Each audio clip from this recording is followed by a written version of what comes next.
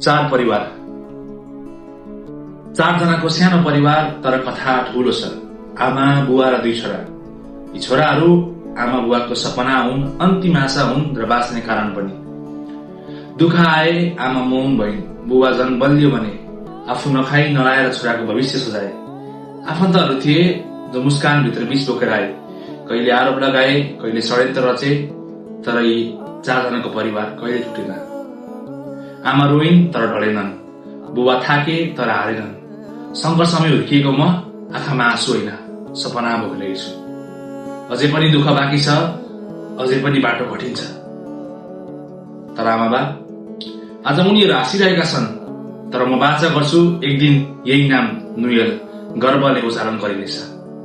आमा, यो समय मात्र हो, हाम्रो पनि सुखका दिन आउनेछन्।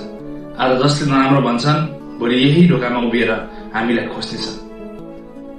तपाईले रोपेको माया, बुबाले देखाएको हिम्मत कहिले खेर जाँदैन। आमा, अब तपाईँ नरुनुहोस्, हामी छौँ। तपाईँको सपना हामी नै पूरा गर्नेछौँ। यो केवल हाम्रो कथा होइन, यो हरेक परिवारको कथा हो जो चुपचाप सन्तानको लागि बाँचिरहेका छन्।